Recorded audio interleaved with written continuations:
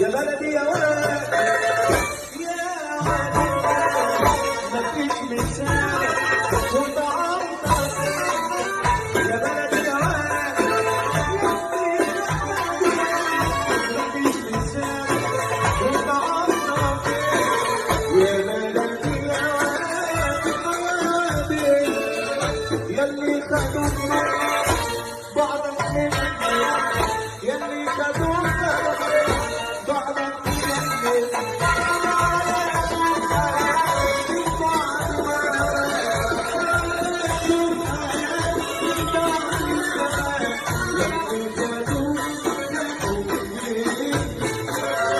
يا طاير خليك على ربك ده انا وحدك اوريك انسى يا طاير ده انا وحدك اوريك انسى وانا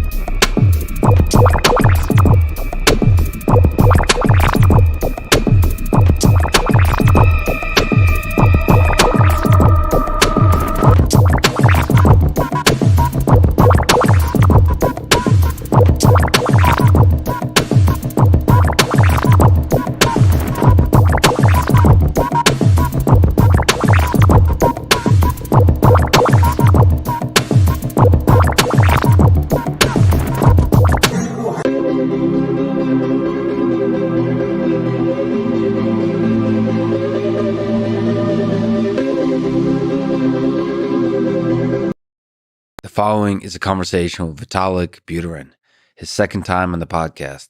Vitalik is the co-founder of Ethereum and one of the most influential people in cryptocurrency and technology broadly defined. Quick mention of our sponsors: Athletic Greens, Magic Spoon, Indeed, Four Sigmatic, and BetterHelp. Check them out in the description to support this podcast. As a side note, let me say that Ethereum, Bitcoin, and many other cryptocurrencies have been taking a wild ride of prices going up and down in the past few months. To me, the prices were never as important as the ideas, both technical and philosophical. Cryptocurrency has the potential to empower billions of people to participate in the global economy in a way that resists the manipulation by centralized power. Also, with smart contracts, layer 2 technologies, data pools, NFTs, and of course, integration of artificial intelligence into the whole thing, we have the opportunity to build tools and worlds that transform physical and digital life as we know it, hopefully minimizing the suffering in the world and maximizing the fun. This is the Lex Friedman Podcast, and here is my conversation with Vitalik Buterin. Let's first talk about Shiba Inu, if we can. Also known as Shiba token, code SHIB. For context, Shiba Inu was created in August 2020, modeled off of Dogecoin by the anonymous founder known as Ryoshi. On May 10th this year, it had a market capitalization of over 13 billion. And maybe you can explain this, but in a crazy move, you were given half of SHIB's total supply. You burned, aka destroyed, 90% of it. That's worth $6.7 billion. And you donated 10%. That's worth $1.2 billion at the time to an India COVID-19 relief fund, saying you don't want to be the locus of this much power. This is fascinating. Why and how were you able to walk away from this much money and this much power? So I should probably start by giving some of the backstory around these coins and this concept of giving me coins. So first of all, Shiba Inu, as you said, is this kind of knockoff of Dogecoin, right? And Dogecoin was this initial kind of fun coin that was created back, I think, around 2014 or so. And it was just created by Jackson Palmer and put it out as a joke for a couple of hours, and a community formed around it. And at the beginning, people didn't take it very seriously. I actually remember putting about $25,000 into Doge sometime around 2016. And I just remember just thinking to myself, like, okay, how am I going to explain to my mom that I just invested $25,000 into dog coins? And Yeah. like, what even are dog coins? Like, the only interesting thing about this coin is that there's, a logo of a dog somewhere. Yeah. But, of course, that ended up being one of the best investments I've ever made. And it did really well. And then at the end of 2020, Elon Musk, of course, started talking about Dogecoin, and the market cap just like shot up to about $50 billion.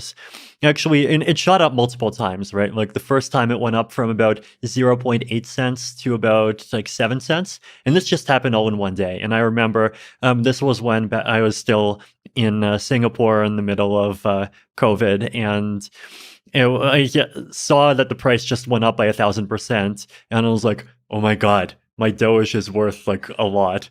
And so I immediately called up some of my friends and told them to like drop everything and scramble. And I sold half the Doge, and I got $4.3 million, donated the proceeds to give directly.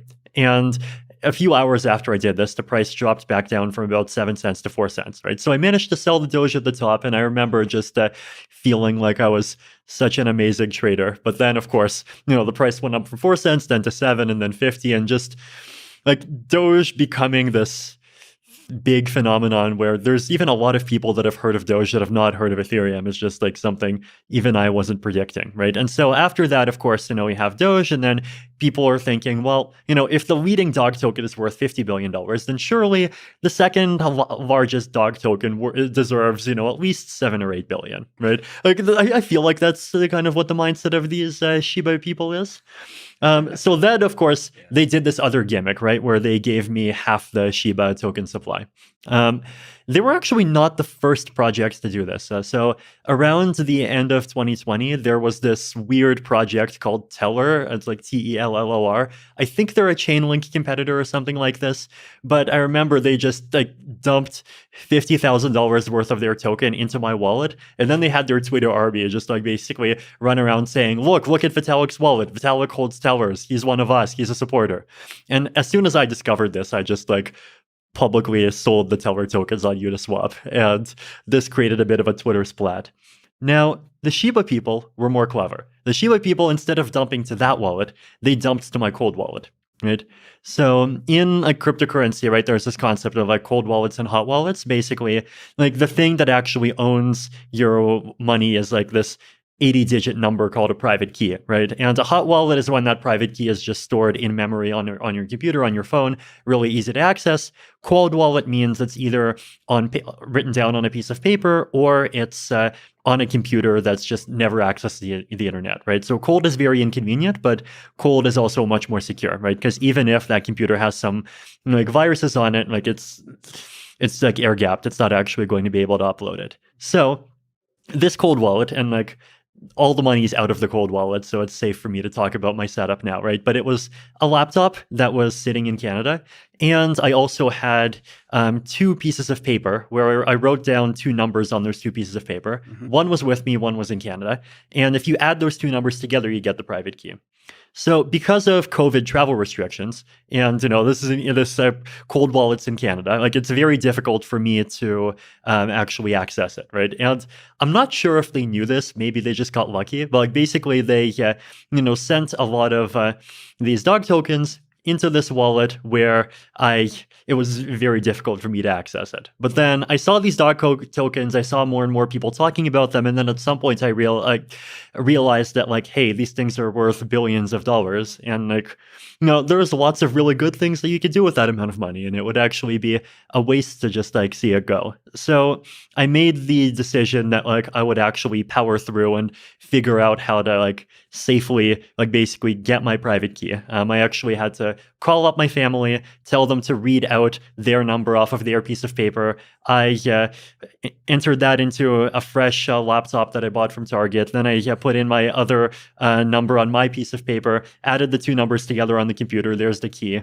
And at the same time, like just scrambled for 2 days, setting up a new wallet where I could move my ETH to safely, like getting people to be multi-sig partners, just like doing all sorts of like stuff that 10 years ago you would expect to just be part of a cyberpunk science fiction novel, but now it's all real. So you're doing this all by yourself, I essentially, most of it by myself. So because you have to keep it secret. Right. And I needed my family to actually go and read the number on their piece of paper. And then I, in my new multi-sig wallet, there's other people that are signatories. But, I'm obviously not going to reveal any details beyond that. So I did this, right? And I actually managed to get the private key, make the first transaction that would just move all my ether to the multi-sig wallet so it's safe, and then second put the private key on my main computer, then started going in and just selling some of the dog tokens and then just giving them to these different charities. Now, at the time, I actually did not even have any idea of how much you would be able to get, right? Because on paper, the dog tokens are $7 billion, but in reality, it's a very liquid market. Are you going to crash it by after you sell 1 million worth? Are you going to crash it after 10 million? Are you going might you actually be able to get an entire 200 million? I had no idea. So I definitely was just of the mindset okay, I'll sell a bit, maybe get some ETH, and then donated some ETH to give well, donated some to other groups, and then okay, have some dog tokens. I don't have an easy ability to sell more myself, but then I'll just give them to these groups, and hopefully they'll do good things with them. It was actually I actually donated 20% and dumped 80%. Okay. Yeah, so the COVID India group got one batch, and then there's another group that got another batch. And I don't want to say who they are because I think they want to announce themselves at some point. Sure. Yeah, but it's, you can see the fact that these transactions were made on the blockchain. But no, it was just very interesting and unexpected and just an insanely crazy situation. It's been a couple of weeks. First of all, thank you for helping me hang up some curtains. This is a first for the podcast, and shows that you're truly a special person to be willing to help. But now, a couple of weeks later, do you regret any aspect of that decision? I'm sure there are some things that I probably could have done better. I was actually talking to some of these charities, and I was impressed by just how much money they managed to get out of selling some of these coins. So I probably could have done better by just talking more with traders and actually ensuring that that they can do a better job of maximizing the value of all of them. But it was a very stressful time, and I did have to act quickly. I did manage to, make a lot of the donations before, a few days before the great crypto crash happened. So it was, and it's difficult to obviously there's parallel universes in which I did better, but at the same time, there's also lots of parallel universes where because I hesitated more and tried to spend more time thinking, I missed the opportunity. So, on net, it's a luck of the draw, and I'm just, happy that everything was able to turn out as well as it did. But psychologically, you mentioned stress. How hard was it? It was stressful, right? I think, one of the really stressful parts was just the fact that I had to basically move all of my funds, including the 325,000 Ether from one cold wallet into another hot wallet, into another multi-sig wallet. And maybe the multi-sig wallet had a bug in it. Maybe there's some mistake I'll make in the middle that causes the funds to get lost. That part was stressful, and I was definitely stressing out for 2 days. Triple checking the new wallet. I even did a bit of an audit of the code myself. I wrote my own JavaScript DApp to make confirmations because Gnosis Safe didn't work with the status wallet well. So there was that whole thing was definitely a bit of a marathon. I was also definitely a bit worried about, or uncertain, I guess, how the public and, including the coin communities would perceive the whole thing. But I was actually impressed. For every poster that was saying no, why did Vitalik rug pull on us? His wallet was supposed to be a burn address. There's 10 people that were oh, I thought I was just in this because it's a fun pyramid gambling thing, but instead I ended up being part of this, great public good thing for humanity, and that's like even more amazing. So the amount of that I got was very uh, impressive. So all in all, I think the dog people did great. The dog people. Is there something you can extend to the bigger picture of it in the principles you applied in making this decision? Is there some principles, philosophies that you apply also to the decisions you make around Ethereum? I think a big one for me is just this idea that crypto, isn't just an opportunity to give people like slightly better ways to save value and all of these things. Like it's also an opportunity to like basically create these like new digital institutions that could like serve the public good in new ways. And that's something that I've been interested in for a long time. I actually even have this article in Bitcoin Magazine back in 2014 where I basically suggested this idea that you would have coins that represent causes, and like people would just like buy and accept those coins because they support those causes. So I think it's called Markets, Institutions, and Currencies: A New Form of Social Incentivization or something like that. Mm-hmm. And I'm sure you can find it and throw it in the links. Yeah.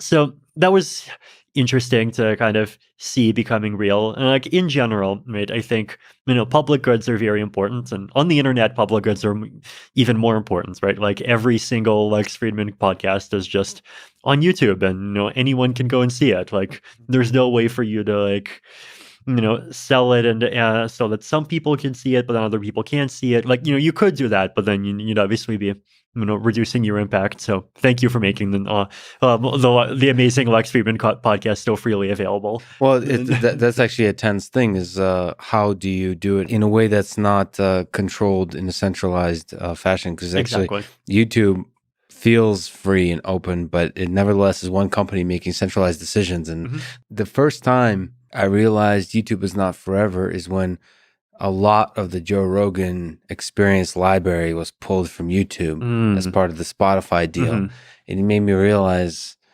we need to, it's like the realization that fiat money is centralized, is realizing that, this is not forever, and you might want to come up with schemes to distribute it, to decentralize the control of it in the way that audio for podcast is with just an RSS feed. Exactly. No, and I think one of the kind of philosophical things that I hope to achieve is kind of decouple the concept of public goods, which are incredibly important and are the lifeblood of modern civilization, from the idea that there like is or can be one central organization that represents the public and like perfectly understands and can impose their idea of what is the good. Right, like it's when people talk about public goods, like it just often comes with this baggage of either centralization or conformism, and I think like it doesn't have to, right? Like often the most important public goods are the ones that are created by the crazy individualists that disagree with everyone else. So trying to make this kind of synthesis where you combine the values of decentralization and the values of open source, but you're not naive about it, and like you realize that for these things to be produced, there needs to be a way for it to be sustainable. There needs to be some way of supporting people who are working these projects, but at the same time, you want to avoid that turning into a vector of centralization, like trying to sort of get all of the good things without the bad things. To me, that's a big part of sort of what my grand experiment in crypto is about. Right? And like we are doing things in different kinds of things for this, right? Like there's the Gitcoin grants quadratic funding in the Ethereum ecosystem. There's obviously these dog coins that just happens, like I guess accidentally. There's other projects that, like for example, Uniswap has their Uniswap DAO that just has a huge amount of funding, and like we haven't seen yet how that's going to be deployed, but it could be potentially deployed to do lots of really good and amazing things. Do you see Ethereum as essentially a mechanism to fight for social causes? I definitely see Ethereum as being a mechanism to fight for definitely some specific things that are social causes, like just the fact of creating an open financial system that anyone can participate in no matter where they are in the world. That's a social cause. Just giving people the ability to organize and create projects, even if it's 5 people in 5 different countries. And like that kind of inclusiveness, I think that's a social cause, and it's a core crypto value. But then at the same time, like the other important kind of part of the magic of Ethereum that you have to balance that against is that it is also this open platform where ultimately, the things that are on Ethereum is just the things that the community makes of it. Well, you kind of briefly opened the door, so let's go there. When it comes to government regulation of crypto, what's the best case scenario? What's the worst case scenario in terms of, as you've kind of mentioned, Ethereum challenges the power centers of the world, and how do you see the interplay between governments and this new technology that resists centralized power? Best case and worst case.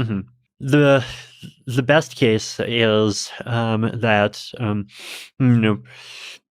blockchains continue to prosper and we figure out scalability so that people can actually start doing things on all of the amazing use cases that people have been talking about, instead of today where a lot of the great stuff gets priced out because transaction fees are at $5 to $10, and then we see a lot of different amazing applications happening on blockchains. It could be like DAOs creating new ways for people to interact and organize with each other, new ways for artists to get funded, and just all sorts of these amazing things. And there's just enough public support and just enough people that see that look, crypto is clearly doing a lot of good things, and there are definitely areas where there's tensions, but there's areas where there's tensions, like there could be some kind of creative and interesting approaches that get figured out, right? Like the concept of corporate taxes, for example, right? Like that would disappear as a revenue stream if theoretically corporations just all get replaced by DAOs. But I don't know, like maybe there's some other creative way by which DAOs themselves can kind of be have some kind of encoded governance that ensures that they have at least some kind of bias towards serving the global public good. And maybe it does enough of DAOs can do enough of that people are happy with it. And there are going to be things that people are unhappy about. There's always going to be the people that wants to surveil everyone. But if on the kind of effect of crypto from just empowering people is greater than that, and greater than that in a way that people can just easily see, then that would be a good scenario, right? And we'll just become kind of incorporated and accepted the same way as happened with the internet. But the worst case scenario would, of course, be just like people suddenly, flipping and going into moral panic mode and just, oh my God, like this technology is used by insert bad group of the day. And then I don't think governments have the ability to ban crypto to the extent of just preventing blockchains from existing, but they definitely have the ability to really marginalize it, right? Like if you just ban all exchanges, and ban all links from the fiat ecosystem to crypto, and you ban all kind of mainstream employers from accepting or paying in cryptocurrency, then you can successfully turn it into a fairly kind of niche countercultural thing that has much less impact than it otherwise would. So it's somewhere between the good scenario and the bad scenario. I'm obviously hoping for the good. Well, that's interesting. Also, the tension between governments and companies. Like if you have a bunch of billionaires or a bunch of companies like Tesla investing in Bitcoin, and then governments resisting that, it's interesting who wins out in that worst case scenario. And it almost when companies and rich, quote unquote, respectable people embrace cryptocurrencies, Bitcoin, Ethereum, so on, even the dog coins, it's almost sends a signal to everybody else that this is a revolution that's here to stay. Mm-hmm. On this one little tangent that you brought up, this is almost an outdated idea, but it's still with us, which is cryptocurrencies are used for illegal activity, for drugs, for crime, and so on. Is there some sense that worries you that if cryptocurrency, if Ethereum runs the world, then crime, making money from crime will be easier?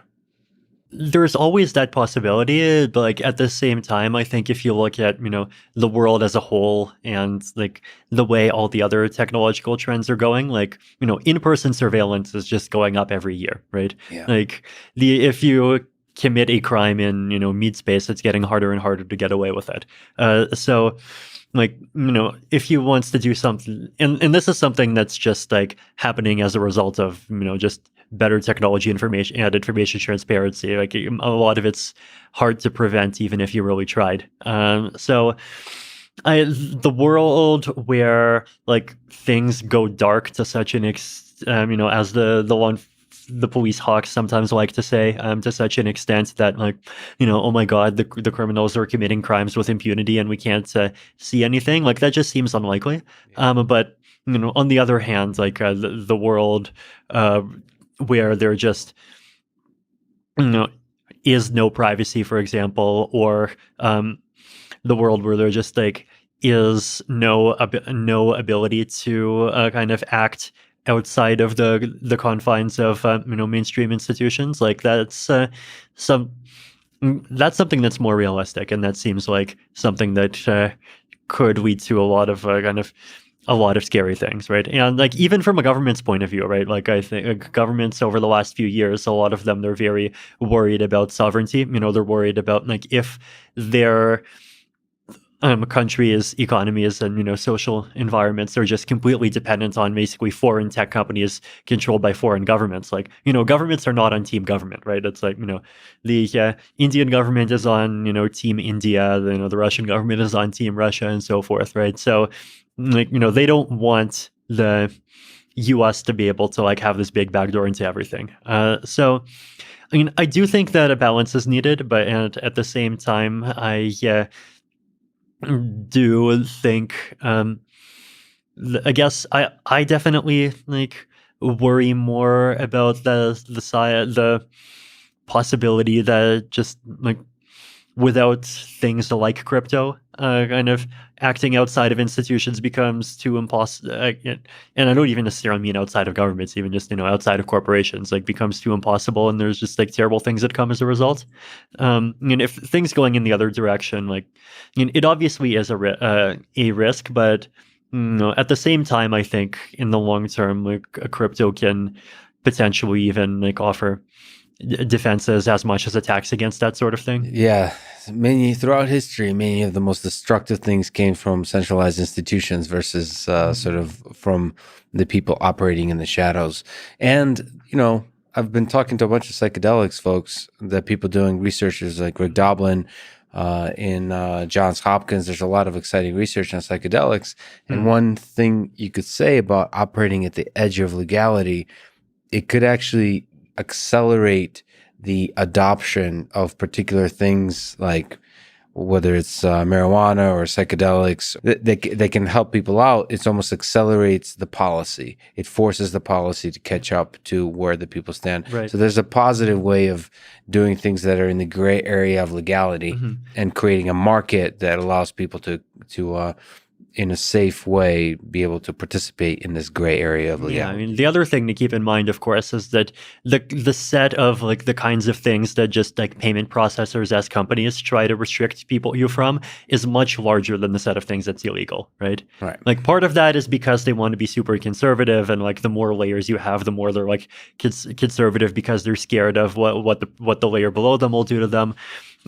Sometimes they have their own, moral opinions of various kinds. Like, they go after lots of people, right? Like they make life really hard for, like sex workers, for example. Like, psychedelics, as you mentioned. There's a lot of activity, even including stuff that is totally legal. That just, there's this like shadow like PayPal, credit card government, or whatever you want to call it. And no, I mean, that makes it just hard to participate in this stuff. So I think like reducing the number of intermediaries is definitely normally a good thing.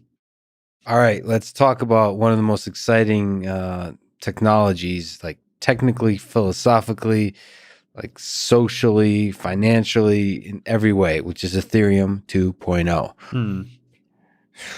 There's a million things to talk about, but at the step one is probably a good thing to do, which is, can you briefly summarize your vision how Ethereum 2.0 will make Ethereum more scalable, secure, and sustainable?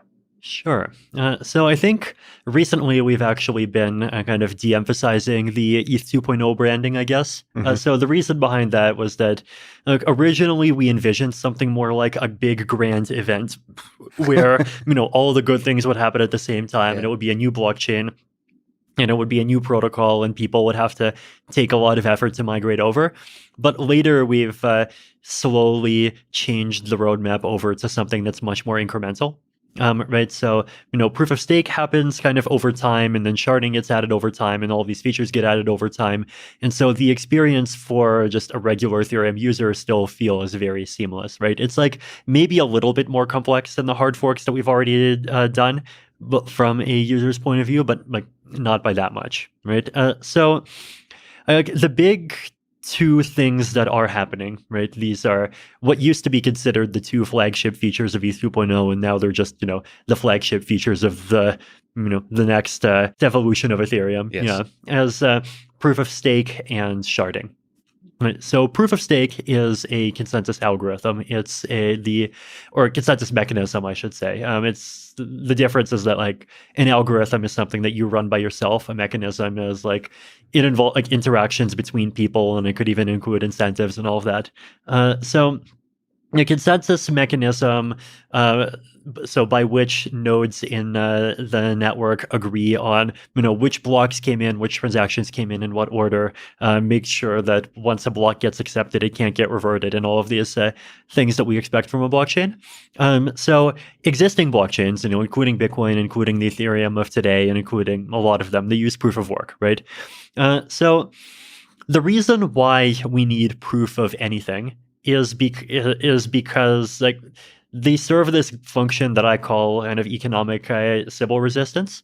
So that's obviously a big word for, especially if you've never heard of Sybils before. But like the basic idea is right that you have a network and you have lots of computers that agree on like which block to accept, and sometimes you get two blocks that get published at the same time, and you just have to agree on an order. So there has to be some kind of voting game. Yeah, but then the question is, well, in this voting game, who gets a vote, who gets to participate? Now, you can't say one person, one vote, right? The reason why you cannot say one person, one vote is because you need some kind of like authority or some kind of mechanism to say, who the humans are, like, and if you don't have that, then a bad guy could just come in with a virtual machine or with a computer that has on it 10 billion virtual machines that have 10 billion, virtual nodes, and then just like say, look, I'm 99% of the network. I should control everything. So to prevent this, what proof of work and proof of stake both do is they basically say, well, the weight of your vote, like how much influence your votes have in the consensus, is proportional to like what quantity of economic resources you bring in.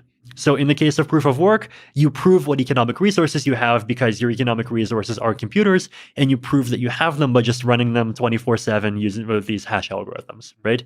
So this does solve the problem, right? Because in order to attack the network, you have to come in with more computers and like more money invested into computers and electricity than the rest of the network put together. And that's extremely expensive. In proof of stake, instead of relying on people with computers that are just constantly cranking out hashes 24/7, as your like unit of economic resources, you just use like holdings of coins inside the system, right? So all of these blockchains, they have some kind of coin in them. Bitcoin has Bitcoin, Ethereum has Ether. They all have a coin. So why not just use that as the economic resource that you're using to like measure participation? So that's like the core distinction between proof of work and proof of stake. I like proof of stake, and I've liked proof of stake for many years, basically because like it just requires much less ongoing resource consumption. Right, like with proof of work, you have to like actually go and buy these physical computers, and these days, yeah, they have specialized hardware, ASICs, application-specific integrated circuits. You have to go produce them, you have to go buy them, and unless you have millions of dollars, you have to buy them from one of these other people who creates them, and those other people often end up taking a huge cut of the profits themselves. And then you have to plug them in. You have to just burn all of this electricity that's just running 24/7. So it consumes a huge amount of energy, right? And and not just energy. It also, just to create the hardware, right? Like people focus a lot on energy, but like actually about half the cost of proof of work mining is the cost of the hardware. So hardware is a very big deal too. And you need this really big and powerful, like very specialized hardware, the kind that fills up these big warehouses. So proof of stake, you don't really need that much electricity. You just need just a little bit to run a regular computer. You can run proof of stake validators on computers that you already have. So it's just much less resource intensive. And like this is good for a few reasons, right? Like one is the kind of environmental rationale that you're not breaking the environment. The second is that you're not taking away electricity and like other resources from other people, right? Like right now, I think just today I saw a story about like Iran wanting to shut down some Bitcoin mining because it was just grabbing up so much electricity that it was outbidding the nearby towns, and they just didn't have enough. And then there is like Chia, the one that's doing proof of like hard disk mining, basically is just like grabbing up so many hard disks that there's a shortage, right? So that's the second reason. And then the third, more selfish reason is that because participating in consensus does not require so much energy expenditure, you don't need to pay people as much to participate, right? So like Bitcoin and Ethereum, they both issue somewhere around 4% of the total supply every year right now to miners. So Ethereum is about 4.7 million Ether, and the current supply is about 115 million. But with proof of stake, like we expect it'll be somewhere between 500,000 and 1 million per year. So that means the supply doesn't have to increase so quickly. So one of the pros that that people sort of argue for the proof of work is that it is secure because it's much more difficult to sort of, as you've highlighted, it's difficult to participate.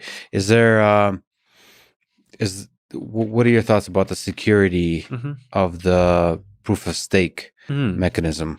Is there ways to make it secure? So I think proof of stake is very secure because in order to be able to attack the system, you need to have like basically as much stake as the rest of the network, right? So that means like right now, for example, we have 5 million ETH staking. So you have to come up with 5 million ETH and then join the network. And then the other, so 5 million ETH is a lot, right? It's like, how much is it now? Like $15 billion. So that's actually more than I believe the cost of attacking the Bitcoin network.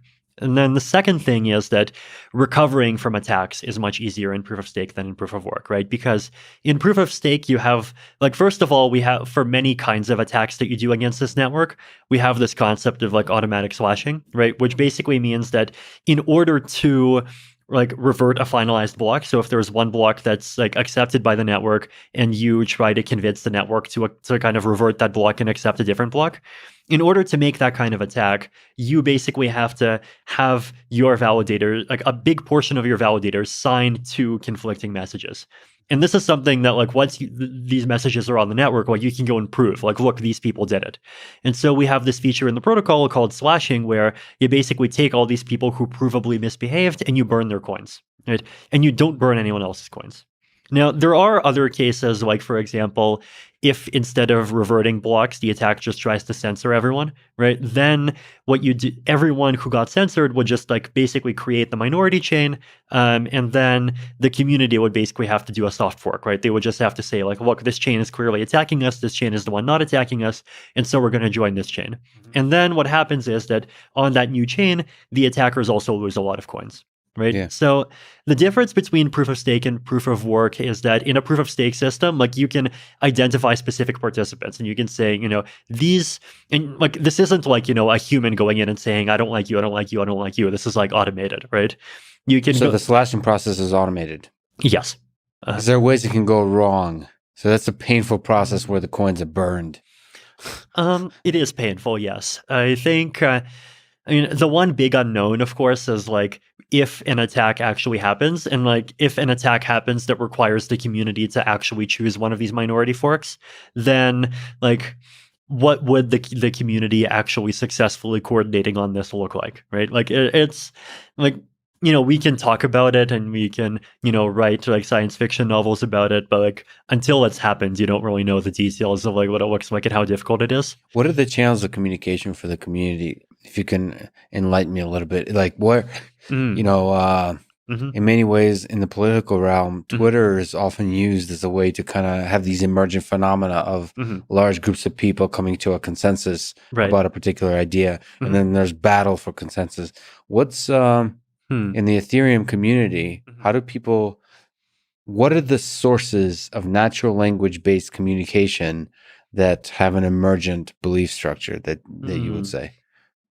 Or is it all So through money? Is it all through trading that the no, communication happens? there's definitely talking as well. I mean, like we have to agree on protocol changes somehow, right? Like there's Twitter, there's Reddit, there's GitHub, there's all of the various Ethereum forums, Ethereum magicians, Ethereum research. There's just in-person communication. Then there's just kind of like the hidden web of everyone talking to everyone on Telegram, Yeah. or Signal. So it's like some of everything, right?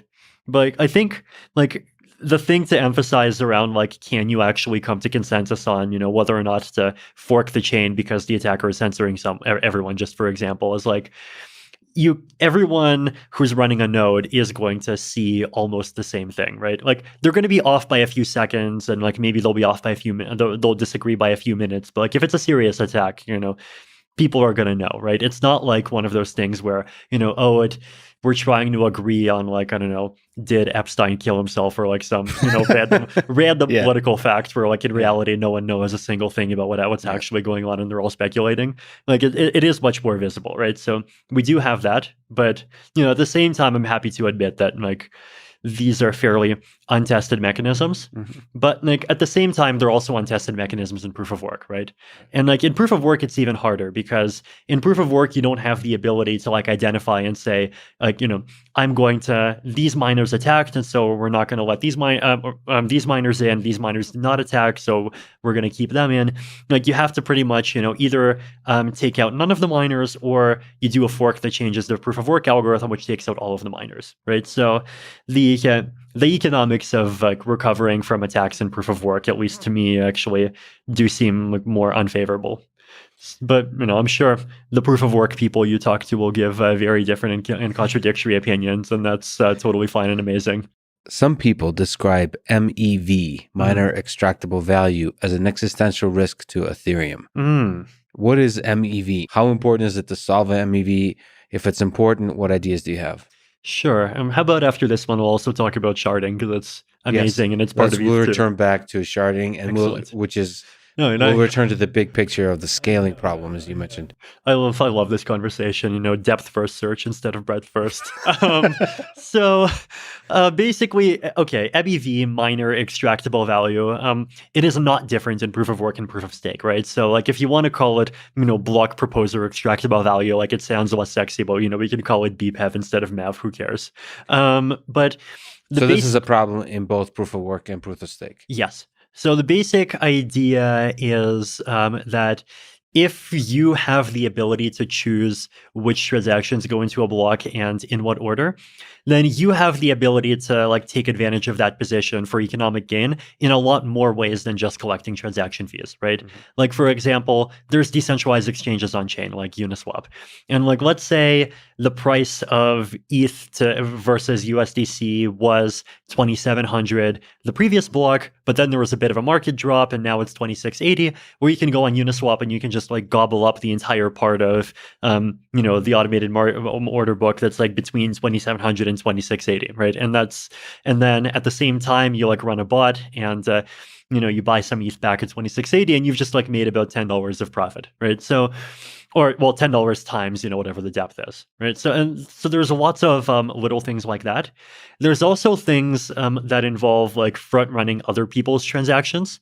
So one example of this would be that if someone sends a transaction that says, like, I don't know, buy me 5 ETH for whatever price that you can get, but with a maximum of let's say $15,000, then you can go and like you can put a transaction right in front of that transaction, and you can like buy up that ETH first, and then you resell it to him at $15,000 minus one. So there's, and then you get to make a little bit of money that way. Exactly. So there's a lot of these different like arbitrage, front running, back running, these different tricks that allow block proposers to get some percentage on top, like overhead. Exactly. Okay, and the reason why this is a challenge is because like first of all, it sometimes degrades user experience because users get less favorable trades.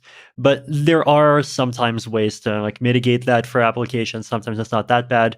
But like the bigger risk that I think some people consider more existential is that there's just much more economies of scale in figuring out how to extract all this revenue. Right? Because if you're just collecting transaction fees, there aren't really economies of scale. There aren't really benefits to centralizing, right? Because it's a very simple formula. You just like grab up the transactions that pay you the most. But with MEV, there's all these sophisticated algorithms. And if you have lots of money, then you can hire really smart people to make amazing algorithms. And then you can use the other half of your money to get a lot of mining power or a lot of stake. And you get a lot of opportunities to use your even better algorithms. So there's this risk that like as a result of this, mining is basically or even validating proof of stake is going to centralize. So I think the ecosystem's best reply to this sort of risk, and it's the direction where projects like Flashbots are going already, is if you can't eliminate the centralization, then you try to firewall it, right? And the way that you firewall it is you basically say, we're going to try to deliberately create a marketplace where people can just do the complicated work of creating what are called bundles, like bundles of transactions that like are very profitable, right?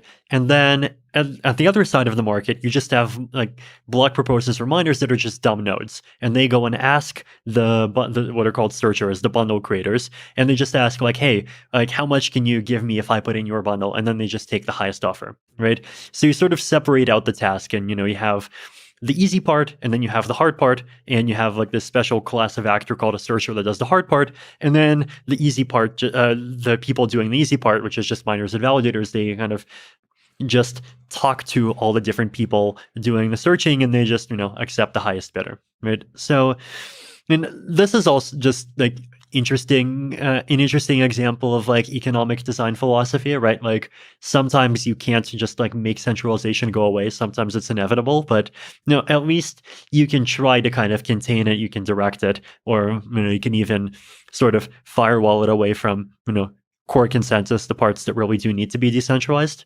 So, but you don't see it as an existential risk. It's just it's a bit of a problem that has to be constantly dealt with. It's a risk. Like there's obviously a risk that it's a very severe problem, and that even this Flashbots approach has some fatal flaw or whatever. Yeah. But I'm definitely we're definitely approaching it with the mindset of this is a problem, and like yes, we do have to do some work to solve it, but we're doing it, and so far it's being solved. Okay, let's talk about the other really, really fascinating part of the future of Ethereum. Let's not call it Ethereum 2.0, but the future of Ethereum that also may require a hard fork. I don't know. You can correct me on this.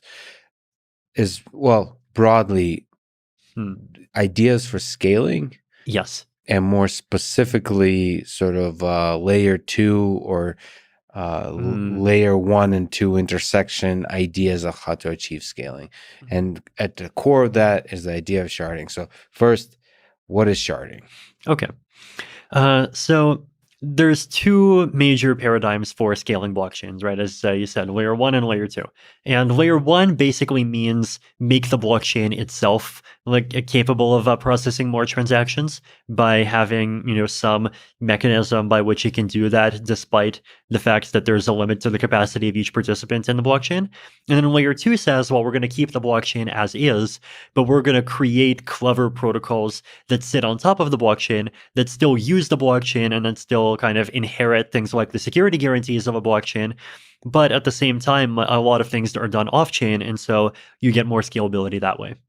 So in Ethereum, the most popular paradigm for layer two is rollups, and the most popular paradigm for layer one is sharding. So one way to achieve layer one scaling is to increase the block size. Yes. Hence the block size wars, quote unquote. And you actually tweeted something about people are saying that Vitalik changed his mind about he went from being a small. No, it went from being big to small. Big to small. And but you said I've been a medium blocker all along. So maybe you can also comment on the very basic aspect before we even get to sharding of where you stand on this block size debate. Sure. So the way that I think about the trade-off is I think about it as a trade-off between making it easy to write to the blockchain and making it easy to read the blockchain. Right. So when I say read, I just mean, have a node and actually verify it and make sure that it's correct and all of those things. And then by write, I mean send transactions. So I think for decentralization, it's important for both of these tasks to be accessible. And I think that they're about equally important, right? If you have a chain that's too expensive to read, then everyone will just trust a few people to read for them. And then those people can change the rules without anyone else's permission. But if, on the other hand, it becomes really expensive to write, then everyone will move on to basically second layer systems that are incredibly centralized. And that takes away from, decentralization and self-sovereignty as well. So this has been my viewpoints pretty much the whole time, right? It's that you need this balance, and going in one direction or the other direction is very unhealthy. In the Bitcoin case, basically what happened was that Bitcoin originally, at the very beginning, it didn't really have a block size. It just had an accidental block size of 32 or a block size limit of 32 megabytes, because that just happens to be the limit of the peer-to-peer messages. Then interesting. I didn't even know that part. Yeah, but then Satoshi back in 2010 was worried that even 32 megabyte blocks would be too hard to process, so he put the limit down to 1 megabyte. And I think by put, you mean sneaked in there? Yeah, just made an update to the Bitcoin software that made blocks bigger than one. I think it's 1 million bytes invalid. And I think the impression that most people had at the time is that, this is just a temporary safety measure. And over time, as we become more confident in the software, that limit would be raised somewhat. But back then, when the actual usage of the blockchain started going up, and then it started going up first to 100 kilobytes per block, then to 250 kilobytes per block, then to 500 kilobytes per block, there started kind of coming out of the woodworks this opinion that no, that limit should just not be increased. And then there are all of these attempts at compromising, right? First there was a proposal for 20 megabyte blocks. Then there was the 248 proposal, which is a bit ironic because the 248 proposal started off being a small block negotiating position. But then when the big block people came back and said hey, aren't we going to do this? They're like, oh, no, we don't want the block size increases anymore. So there were these two different positions, right? The small blockers, I think they valued 1 megabyte blocks for two reasons. One is that they just really, really believe in the importance of being able to read the chain. But two is that a lot of them really believe in maintaining this norm of never hard forking, right? So the difference between a hard fork and a soft fork is basically that in a soft fork, blocks that were any block that's valid under the new rules was still valid under the old rules. So if you have a client that verifies according to the old rules, then you'll still be able to accept the chain that follows the new rules. Whereas with a hard fork, you have to update your code in order to stay on the chain. And look, they have this belief that, soft forks are kind of either less coercive than hard forks, which, by the way, I completely disagree with. I actually think soft forks are more coercive because, like, basically they force everyone who disagrees to sort of go along by default.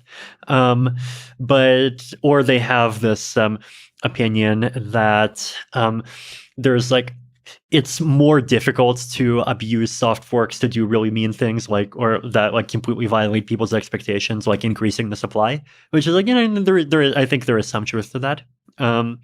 So because of these reasons, they just say we're only going to do soft forks, and we want to just not do any hard forks. And they eventually discovered this idea called segregated witness that allows for like a very tiny block size increase to like the equivalent of about 2 megabytes with a soft fork. It's just a really like weird and devious trick. Like basically what they do is they take the signatures of transactions and then they put them outside of the block, and then they add an extra rule that says that like for a block to be valid, the block has to come with a separate like basically extension block that contains all of the transaction signatures. Right. So, when you measure it according to the old rules, like, hey, it adds up to less than 1 million, but actually there's this extension block that the old protocol doesn't even know about. So it's a hack that seemed to work to in a small way extend the size of the block size. But so, small block side was like happy with these very low levels of block size, and then the big block side wanted to expand to, at the very least go to 4 megabytes, then, maybe 8, 20. There's disagreements within there as well. I definitely was favoring the big side the whole way through, as you can probably tell. But even though, so the argument against the big is that it makes things more centralized. Yes, because fewer people can run a node that verifies the chain, and also because any of these things would require a hard fork, and hard forks are inherently risky. Do you think there's truth to that? I'm pro hard fork. I think hard forks are actually like in a political economic sense, they're better than soft forks. Well, let's okay. I think that's a beautiful principle, as stated, that soft forks may be more coercive than hard forks. Mm-hmm. This is not just about cryptocurrency. This is about politics and life. Mm-hmm. That's fascinating. So you're okay with hard forks. In fact, you think hard forks is the right way to make changes because then everybody's forced to make a decision. Right. Do you accept this change or not, as opposed to ideas being sneaked in behind the door and and the decision is forced on you? Exactly. Yeah. Okay. So, but hard forks, some people say, this is when they talk about sort of Ethereum, is there's some aspect to a hard fork where you're trying to upgrade a airplane while it's flying. And I think soft forks are also upgrading an airplane while it's flying. But it's a smaller upgrades.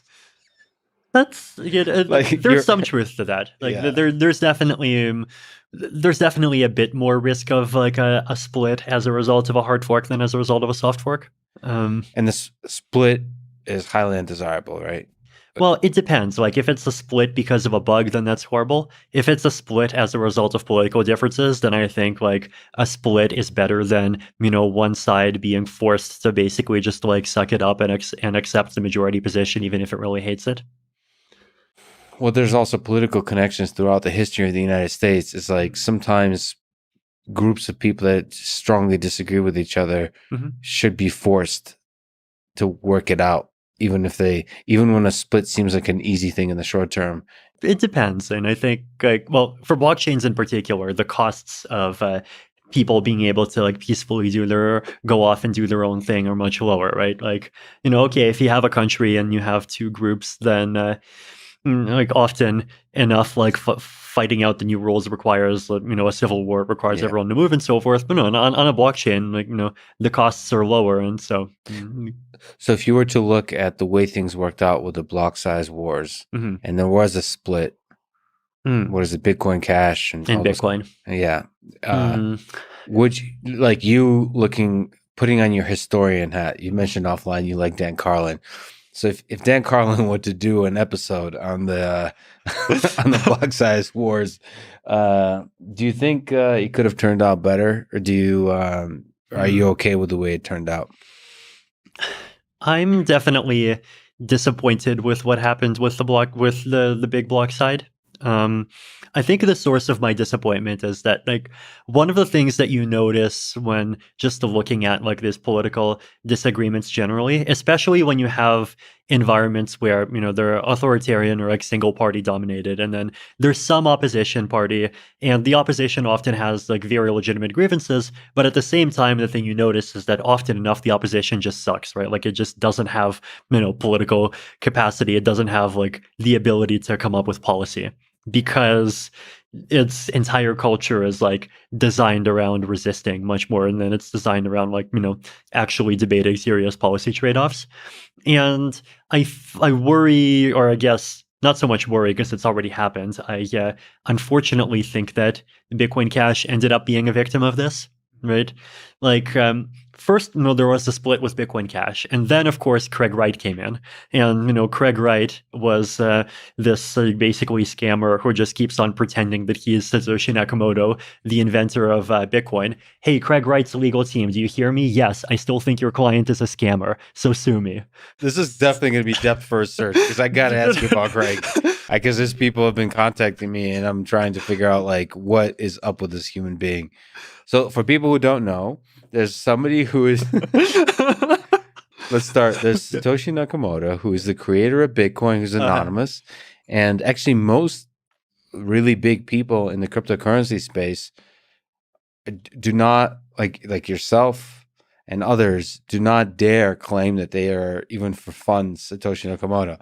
In fact, if Satoshi Nakamoto is still alive and is like, if say you were Satoshi Nakamoto, it seems like the thing he would do is probably, or she is try to remain anonymous. On the flip side of that, there's a guy named Craig Wright who continually keeps claiming that he is in fact Satoshi Nakamoto and keeps suing a lot of people. So on him, if we could just linger on him, what do you make of this character? What are we supposed to make of this character? Should he be ignored? Is there any possible truth to his claims? What do you make of him? The analogy that's at the top of my head will get a bit political, but Oh boy. that's fine. You've had Michael Ballas. So I guess I view Craig Wright as being kind of like a Donald Trump figure. Yes. In that like he's not very intellectual, but I think he gets a big audience because he says he says things that like play to the resentments that people have, and he says things that people want to hear. Right, like in the wake of this block size war, the big blockers did feel very disenchanted. Like they felt that Bitcoin always had this vision that we were supposed to just keep increasing the block size, and Bitcoin is peer-to-peer cash. It says so in the white paper. And then this elitist clique of core devs just like came in and said, no, we're going to impose this totally different vision. And if you ever want your scalability, you'll have to wait for us to create this totally unproven fancy technology called the Lightning Network that works under completely different principles.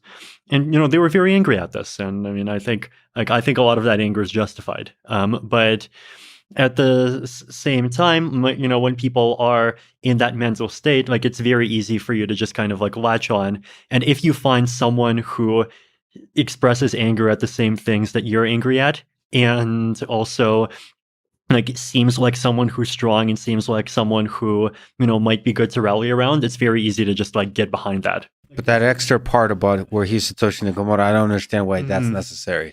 I think that's he could have done it without that, but that just it's a marketing strategy. Like it sort of gives him more salience. Like there's other big block personalities, right? But what's the difference between with Craig Wright? He's not just a big block personality. He's potentially Satoshi, and he did say all the big block things, right? Like he talked about how, the concept of a fee market is fundamentally like economically wrong, and it should be a free market, and you should be able to have blocks as big as you want. Like he repeated all the talking points, and so a lot of people were kind of sucked into that, right? And so he unfortunately was able to basically dominate a big part of the Bitcoin Cash community for a long time, and then eventually, of course, more and more people started to catch on. He would just say technical things that are completely wrong, right? Like one example of this that I remember is that he mixed up the concept of 256 bits and 2 to the power of 256 bits, right? So, the difference is it's like the difference between, 80 and the concept of 80-digit numbers, right? And because of this, like he made this argument that said that Bitcoin's elliptic curve is friendly to cryptographic pairings. Like you don't have to understand what that is, but if you want to know, I have articles on both at vitalik.ca. But basically, he made this like technical argument that really hinged on this point, and then when people pressed him on it, it's like, yes, what? No, like what? Look, exactly. The height is like what 2 to the 256 bits. That's a very tiny amount of information. No. 2 to the 256 bits is more than the amount of information in the universe. And like he, equivocated and kind of like preyed on people's inability to understand that mathematical nuance. And I called him out, and eventually I even called him out in person at this conference in Seoul. Like I just stood up and asked the hey, conference organizer, why are you letting this fraud speak at this conference? Yes. And I remember even some big blockers at the time getting angry at me. But eventually they did get rid of him, and then Craig Wright was forced to split off because the rest of the community refused to accept some network change that he wanted. And so then there was the BCH and BSV. And then in the Bitcoin Cash community, there was this drama of, are they going to add a developer fund where they redirect 12.5% of the revenue from the miners to the devs? And according to the libertarian non-aggression principle, is this technically theft? And, like his understanding of the technical depths of cryptocurrency was lacking in a way that you, Satoshi Nakamoto, certainly would not. Yes, exactly. But the point is that like, even after Craig Wright got expunged, the Bitcoin Cash community kept having these disagreements, right? And now, after this development funds dispute, there was a further split between Bitcoin Cash and ABC. And so, the branching tree continues to extend, right? So in that way, it's disappointing to see those kinds of splitting. That was never resolved. It is. I would have definitely wanted to see more of a kind of principled coin with that tries to be Bitcoin, but follows consistent big block values. But I don't know, maybe I should just stop expecting projects that I have no involvement in to care at all about what my values are, and maybe Ethereum just is. It just is. I think you have a powerful voice, and you can inspire other projects to do to live up to their best possible selves. Okay, so that's the level. That's the layer one approach. The other layer one within Ethereum is the idea of sharding. Yes. What the heck is sharding? Okay. What does the future of sharding look like? Right. So to summarize that big, long tangent that we just went It's a beautiful tangent, by the way. It's an amazing tangent. And I think crypto is just one of the most underrated aspects of crypto is, I think, how you can analyze the, the sociology and the politics and the anthropology. And and I'm sure Dan Carlin would have fun exploring the space at some point. But the core trade-off, right, is that if you scale blockchains the dumb way just by increasing the parameters, then eventually you just make it harder and harder to participate as a node, and you end up with a system where there's 20 computers running the whole thing, and it's just very centralized. So sharding basically says, well, instead of just increasing the parameters, what we're going to do is we're going to change the blockchain architecture in such a way that each individual node in the blockchain only needs to store a small portion of the data and only needs to process a small portion of the transactions. So you can think about it as being inspired by BitTorrent, right? On BitTorrent, there's no such thing as a BitTorrent full node that has every movie, right? The work is split up among a huge number of computers, and that makes sense. That's the only sane way to scale a system like that. And if they actually tried making a version of BitTorrent that required full nodes that store every movie, then it would have zero censorship resistance, and it would just be dead in an instant. So the challenge with taking that model and applying it to blockchains, right, is that blockchains aren't just about like spreading data around. They're about agreeing on exactly what data was spread around and ensuring that everything that you agree on actually is correct.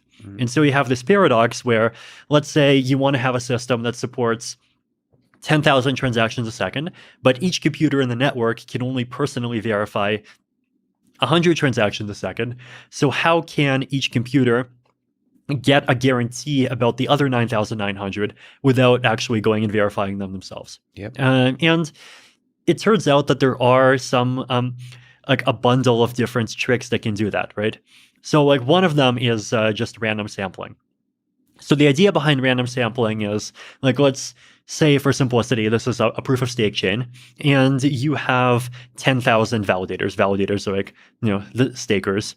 And like for simplicity, we'll assume they all have the same number of coins, right? If someone has more coins, we'll just kind of split them up and pretend they're 10 stakers. Then you do like some random shuffling, and you basically say these random 100 validators are assigned to validate this block. These random 100 validators are assigned to validate this block. These random 100 validators are assigned to validate this block. And so each individual computer only gets assigned to validate like a small piece.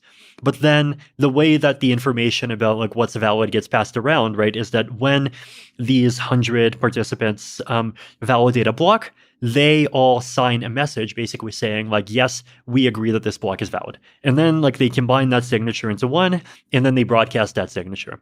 And then everyone else, instead of verifying the blocks directly, just verifies that signature, right? And so if I see the signature, I'm not directly convinced that that block is valid, but what I am convinced of is that out of this committee of, or this randomly selected group of 100 validators, let's say at least 70 of them agree that this block is valid.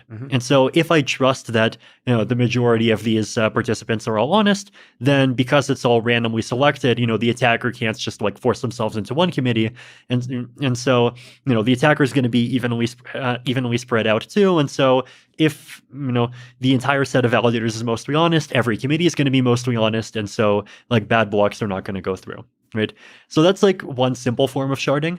There's also other more clever things that you can do. So for example, there's this concept of ZK snarks, right? I'll call it zero knowledge proofs. So this is the idea that you can make a cryptographic proof that says, I verified or I ran some complex computation on this piece of data and I got this answer.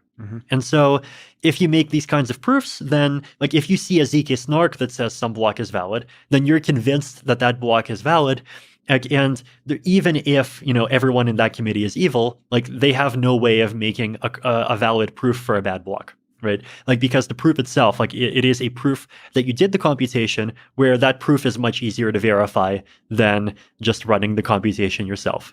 And there's once again super awesome mathematical cryptographic magic behind making ZK snarks work. So it gives you a little bit of a leg up over the 51% honest assumption. So it's a little hack that improves upon the random sampling thing. Exactly. And like there's other hacks, right? Like there is another hack called data availability sampling that allows you to make sure that the data in the blocks was actually published. But like basically, like if you stack a couple of these tricks on top of each other, you can create a system where like I, as an individual participant, can be convinced that everything that's going on in this distributed blockchain thing is correct without actually personally checking more than like a percent of it. So that's sharding. That's sharding. But as I understand, maybe correct me on this, is in the space of Ethereum, the sharding happens on some fixed number. Like the split is on some fixed number. I think it's 64 is the currently sort of proposed number. So how does that help scaling? Is it just a fixed constant scaling by 64? And is that a way to achieve the crazy amount of scaling that seems to be required to use cryptocurrency for purchasing? So doing like competing with credit cards and Visa and so on. Right. So first, I think like the 64 can be hard forked up over time. So we've set it so that like there's theoretically space in the data structure for 1,024 shards. It's just that 64 of them are turned on.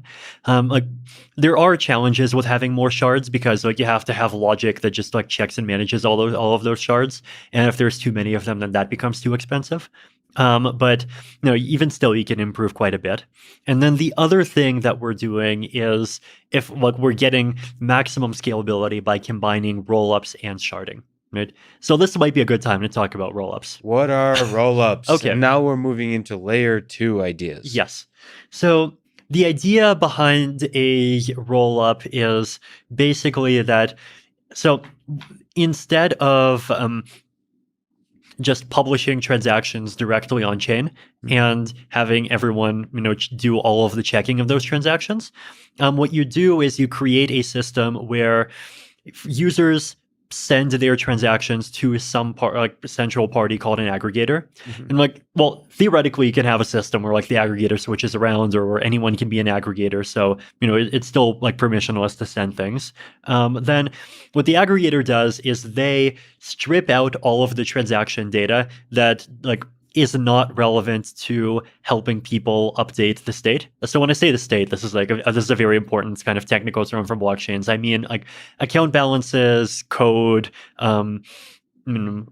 things that are internal memory of smart contracts. Basically everything the blockchain actually has to keep track of and remember, right? So you just put in you take all these transactions, strip out all the data that's not relevant to telling people how to update the state. And then you take the data that's needed to update the state, and then you really compress it, right? So for example, if we say, I, Vitalik, have an account that's 0xAB58, blah, blah, blah, blah, blah, and it's 20 bytes. Well, instead we can say, well, I have an account that is number 1874224 in the tree. Right. And that goes down from 20 bytes to just an index and a position, which is 3 bytes. Right. So you use all sorts of these fancy compression tricks, and you basically just, instead of publishing all these transactions, you publish this tiny compressed blob. Right. So the amount of data that goes on chain goes down by maybe about a factor of 10. Right. And then the second thing is that you don't do the computation on chain. Instead, you do the computation off chain. And there's one of two ways to do this, right? One is called a ZK rollup, which is you just provide a ZK snark that basically says, hey, look, I did this computation and I have this proof that here's the some hash of the result and it's correct. And then you stick it on chain and everyone verifies this one proof instead of verifying all these transactions. And then the other approach is called an optimistic rollup, which is basically made of this scheme where first, someone says hey, this is what I think the result of applying these transactions is, and then someone else can say, I disagree. The result is different. And only if two people disagree do you actually just publish all of the data and run the whole that whole block on chain. So if there's disagreements, then you just run everything on chain, and whoever was wrong loses a lot of money, right? So disagreements are very rare and they're very expensive. And in a ZK rollup, you don't even rely on this challenging game at all. You just rely on a proof. So the core principle is basically that instead of lots of transactions and everyone verifies every transaction, it is you take the transactions, you strip them down and compress them as much as possible, then stick that on the blockchain. You do need to stick something on the blockchain just so that everyone else can keep up to date with the state, so they know what all the contracts are, what all the balances are, and all of this. But it's a very small amount of data.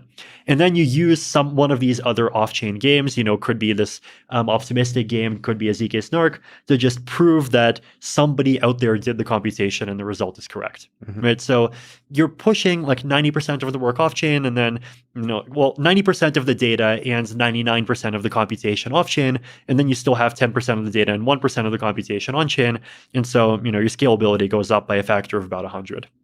So these systems are already live for some applications, right? So there's something called Buterin, which is just a ZK rollup for payments, right? So you can have assets inside of the Buterin system, and you can go around and transfer them, but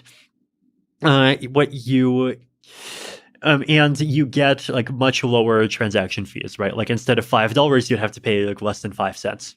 But the only problem is that this only supports a couple of applications right now. Making one that supports anything that you can do on Ethereum just takes a bit more work, but that's being done as well, right? So within a few months, I'm expecting fully Ethereum capable rollups to be available as well. So rollups, just summarizing, do most of the work off chain, put only a little bit on chain, factor of 100 scaling, sharding, another factor of 100 scaling, 100 times 100 factor of 10,000, hundreds of thousands of transactions a second, and there's your scalability. Okay, so you achieve scalability, you can do a large number of transactions very quickly, and the cost of doing those transactions is much lower. You wrote that in the long term, ZK rollups are going to win in terms of layer 2 technology. Specifically, you wrote, in general, my own view is that in the short term, optimistic rollups, as you were saying, are likely to win out of general purpose EVM computation, and ZK rollups are likely to win out for simple payments, exchange and other application specific use cases, just as you were saying. But in the medium to long term, ZK rollups will win out in all use cases as ZK snark technology improves. Why do you think ZK rollups are going to win the big picture battle over layer 2 technologies? So I think ZK rollups, once you accept that the technology works, are just conceptually simpler and they have nicer properties. The reason is that they do not have this concept of a challenge game, right? As I mentioned, in an optimistic rollup, the way that you ensure that the results are correct is that you let one person submit, and they just submit with no proof. They just say, here's what I think the result is. And then if someone else disagrees, they make their own submission. And then if you have two disagreeing submissions, then you actually publish it on chain and you see who's right. But for this to work, you need to actually wait for someone to disagree, right? So for example, if I have an asset inside of an optimistic rollup and I want to withdraw it, then I actually have to wait a week to withdraw it, because if the a block that contains my withdrawal turned out to be invalid, then there needs to be space for someone to disagree with it, right? Whereas with a ZK rollup, you don't need time for disagreement because you just have a proof, right? As soon as a block is submitted, there's a proof, and it's correct. So if disagreements, especially in the long term, are sparse, then you don't want to do the optimistic, the game theoretic thing. You want to do the ZK snark. Right. The ZK stuff is just you can, in a ZK rollup, you can withdraw immediately. You don't have to worry about the economics of proving as much. Right? There's just fewer issues. The reason why ZK rollups are not winning everywhere today is because ZK snarks is still a crazy new technology, right? This is something that 10 years ago, it existed only in theory and there was none in practice. Then 8 years ago, people were just getting excited about it in Bitcoin conferences for the first time. Starting 4 years ago, or 3.5 years ago even, that was the first time you were able to make any ZK snark based anything on Ethereum. And then people started making them, and ZK technology has only really become efficient enough to do a lot of things within the past maybe 1.5 years. So it's new technology, it's crazy technology, it's admittedly scary technology. If you want to learn more, I also have an article about this on vitalik.ca. It's actually really, really good. Most of your writing, it's technical, but it's accessible. I highly, highly recommend to check out Vitalik's articles and blogs, whatever you call them. Yeah, on your website. It's brilliant summary of the work. Actually, Ethereum documentation period is really good. I think that's somewhat crowdsourced. That documentation is really, really accessible and brilliant. But let me ask about sort of other approaches to layer 2, like side chains. So the one popular one is Polygon. What are your thoughts about Polygon, which is a layer 2 network? Is it positive? Is it negative for Ethereum? Is it both? Does it have a future, which is its own chain, but it's using Ethereum? It's based on Ethereum essentially. Or maybe you can describe what it is. Yeah. So I think there's a really big and important difference in security models between rollups and sidechains, which is basically that rollups inherit from the security of Ethereum, right? Yes. So if I have coins inside of Loopring or Optimism or Arbitrum or ZK Sync, then even if everyone else in the world who is participating in these ecosystems hates me and wants to steal my money, I can still personally make sure that no matter what happens, I get my money out. It might be a bit expensive for me to get my money out, and I have to do transactions on the main chain, but I'll be able to do it. Whereas in Polygon, which is a sidechain, and so instead of being secured by Ethereum, it's also in part secured by its own proof of stake consensus with its own token. So if 70% of the whole, or even 51% of the holders of Polygon tokens wanted to take my money in Polygon, they can, right? So that's and like, to be fair, like, there aren't even like the supply, I don't think, is even that widely distributed, right? So like, potentially you could this idea of 51% of the token holders coming together and stealing everything, like, it's not impossible, right? Where does the scaling of Polygon come from? Like, why is it able to process much more transactions than the Ethereum main chain? What's the idea there? I think in part, I imagine, I'm not sure exactly what its capacity level is, but like, I imagine it has a higher capacity because it's a bit more willing to take centralization trade-offs. And then another thing is that, like, if the Ethereum ecosystem, like, even if it did not do that, right? If you think about an Ethereum ecosystem hypothetically scaling with sidechains, then, you would have 100 copies of Polygon. And, they would each have their own tokens, they would each have their own chains.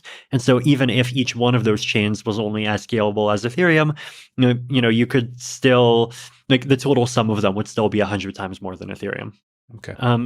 The thing that I want to say in Polygon's favor, just to be very fair to them, like, I really, I definitely really, respect the work that they're doing. Yes. So, start with a bit with that word of not criticism, caution, right? Like, it's that they made this kind of deliberate trade-off for very pragmatic reasons, which is that the Ethereum ecosystem needs to scale now, and there are applications that want to do something now. And, if there aren't Ethereum-friendly options for them, then, like, they're not going to just wait peacefully and do nothing for 12 months. They're going to go to, either Binance Smart Chain or, one of some other system, or potentially something that just has totally no alignment with Ethereum values whatsoever. But whereas, with Polygon, like, the best thing that you can say in Polygon's favor and against optimism is that, optimism is not live and Polygon is live, right? Like, it just takes more work to create a system that has these extra roll-up security features. And so Polygon just said, we're going to be the system that makes a pragmatic trade-off. We're going to go functionality first, and then we can talk about adding back the security later. So I've talked to them, and like, in principle, I think they're very open to the idea of like adding more security and like becoming a roll up, or at least adding a Polygon chain that's a roll up at some point in the future, which is definitely something I think they absolutely should follow through on. But like, the fact that like they exist now, and so applications can kind of bootstrap now on a chain that even though its security isn't perfect, at least it exists and people can go use it. And then over time, the chain matures as the applications mature. Like, it's, I think, a very reasonable strategy, and I'm definitely really happy that they're part of the ecosystem. Yeah, it's kind of interesting. The history of cryptocurrency has this tension of really good ideas that are hard to implement, so they take longer to implement, and ideas that are not as good but are faster to implement. This is like the story of like, you have like JavaScript that basically took over the world because it was quick to implement within 10 days, and then like later kept fixing itself. I don't know what to make of that. Sort of from an engineering perspective, I'm more and more becoming comfortable and accepting the fact that our whole world will run a technology that's not as good as it could have been, just because the crappy solution is faster to implement and it sticks. What do you make of that tension? I think the compromise that we've been taking within Ethereum is, like, when we have to take the crappy solution, we look for crappy solutions that are forward compatible with becoming good over time. Right? Like, when you build the quick and dirty thing, like, you would still already have ideas in your head about, what the more complete thing with all the security features added on would look like, right? Even if it requires a hard fork? Yes. Like even so, like for example, with sharding, right? Like I think it's likely that the first version of sharding that comes out, like, is not going to have, ZK snarks and data availability sampling, for example. But we know what these technologies are. We feel like we, have wrapped our heads around them, and so we know how to build a system where we can put all the pieces in place so that it becomes very easy to bolt those components on in the future. So like if you do things that way, right, then at the beginning you can have your system that has the functionality, but say has less security or like less sustainability or less of something else. But then over time, like it's designed in such a way that it has this easy on ramp to adding those things, right? And if you don't think explicitly about like being future compatible, then you do often end up with a quick and dirty solution that backs you into a corner. And I mean, there are definitely cases where like I think the Ethereum ecosystem has suffered from that, and we have had to like expend pretty significant effort on, for example, removing features that we didn't realize that we actually can't sustain. Right. Like one big example is just increasing the gas costs. So like making some operations more expensive when they because they should be expensive because they actually take a lot of time to process. Right. So that's making like some things more expensive, kind of like taking some functionality away. So if you can like be cognizant of where you're likely going into the future, and if you don't know, like even be cognizant of both the most likely paths that you'll take in the future, and thinking about your roadmap and coming up with a roadmap where that like if you wants to do either of those things, then you have a clean path toward it. Like, that's probably the best kind of practical way to get the best of both worlds that we have. Okay, let's talk about this wonderful process of merging. Okay, so there's the main net, which is the Ethereum 1.0 chain, or what should we say? The chain that uses proof of work as a consensus mechanism. And then there's what is it called? The beacon chain that uses the proof of stake mechanism. And I believe the beacon has been deployed successfully, is working. Mm-hmm. So that was in December 2020. Mm-hmm. There's a bunch of questions around that that's fascinating as well. But I think the most fascinating question is about merging those two. When do the two chains, one that's proof of work, one that's proof of stake, merge? Mm-hmm. And what are the most difficult parts of this process? Mm-hmm. Right. So as you've said, right, the way that we have set up this proof of stake transition is that at first the proof of stake chain just launches on its own, right? And this is the thing that happened in December. And the proof of stake chain has been running for close to 6 months now. I mean, by the time people watch this, it might actually be 6 months. Mm-hmm. But it isn't actually coming to consensus on anything except for itself, right? Mm-hmm. So the idea behind that is to just give the proof of stake chain time to mature, time for people to build the ecosystem around it, time to make sure that there aren't any bugs, and just like prove to the community that proof of stake actually is real, and it's and a full transition is realistic because the thing that you're transitioning to already exists and already works. Mm-hmm. And then at some point in the future, you have this event called the merge, where you basically take the activity that's being done inside of the proof of work chain and you actually move it over into the proof of stake chain, so you get rid of the proof of work side completely. So the way that the merge will work is it's definitely gone through a few different iterations. Like the earlier versions of this actually required more work for users and more work for clients. It was much more like, oh, there's this new chain, there's this old chain, and then everyone has to like migrate from the old chain to the new chain, and then at some point, we'll forget about the old chain. The new version is designed to be much more seamless for users. Right. So basically what actually happens is that the old chain basically becomes embedded inside the new chain. Right. So starting from the merge transition block, every proof of stake chain block is going to contain a block of the what we consider to be the Ethereum chain today, but we'll call it the execution chain. And then at the same time, to create one of these blocks, you're not going to need proof of work anymore, right? So basically, at the same time, you would both get rid of the proof of work requirements for one of these blocks to be valid, but instead you require these blocks to be embedded inside of the proof of stake blocks, right? So you basically have like a chain inside a chain.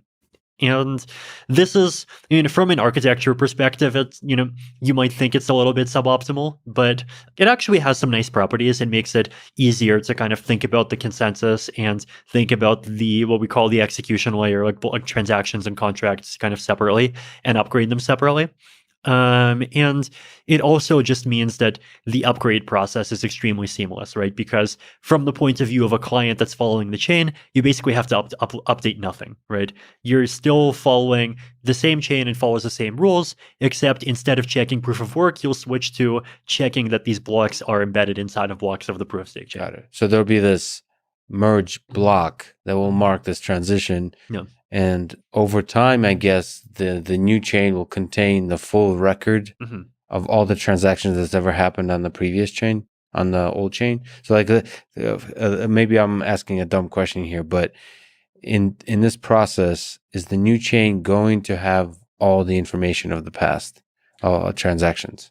The new chain is not going to hold information from what happened in the Ethereum chain before the merge, right? So like Ethereum clients of that people are going to use like around the time of the merge and soon after the merge, they're probably just going to sync and check the proof of work chain up to the merge, and then they're going to check the proof of stake chain. Yeah. But at some point in the future, I think people will just stop bothering checking the proof of work before the merge.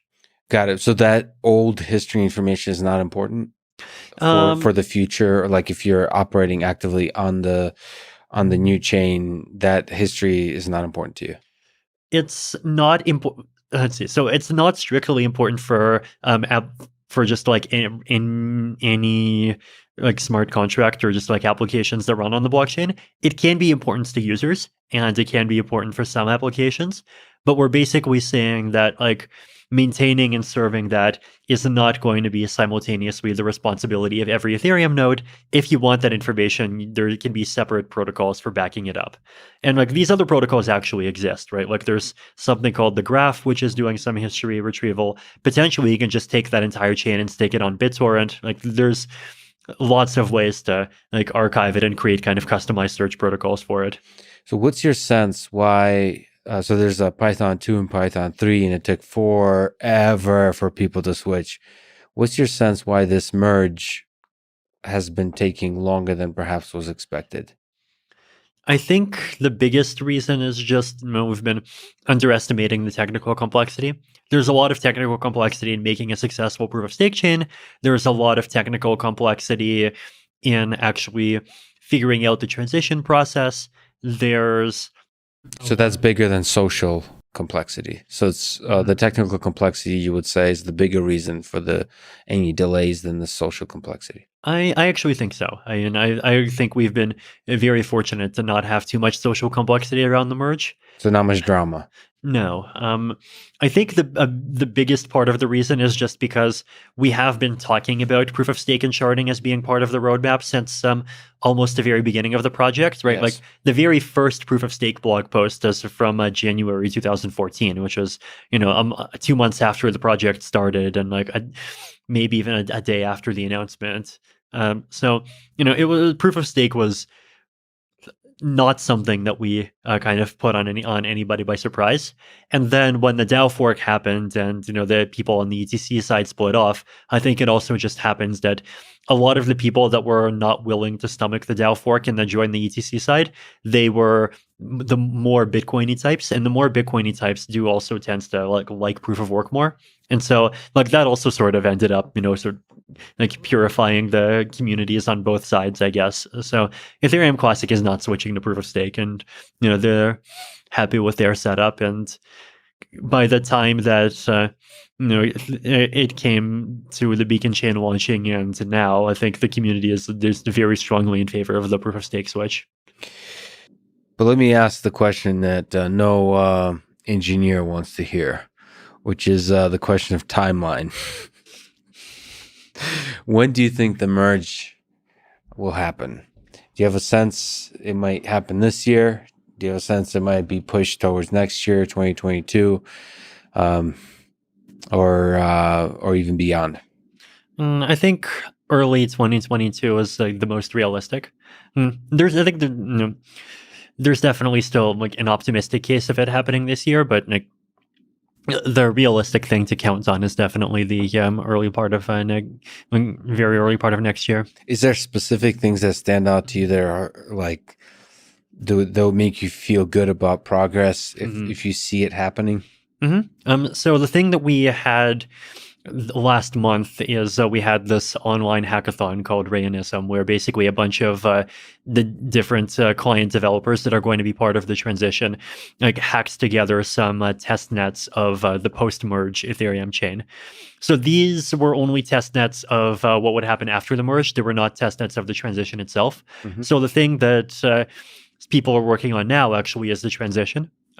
So having a full specification of both the transition and post-transition. I mean, we have specifications now, but like, realistically, they'll probably needs to have a couple of changes and have things that continue to be ironed out, and then have a test net that does both the transition and the post-transition. And then, like, once you have a test network, then you just have to do a lot of testing and audit it, and then do some runs on not just a specialized test network, but on, say, an existing test network like Ropsten or Rinkeby that Ethereum people already significantly use. And if it works, then you can deploy the transition on mainnet. Just as a quick comment, because this is fascinating, in August of last year, there was this Madala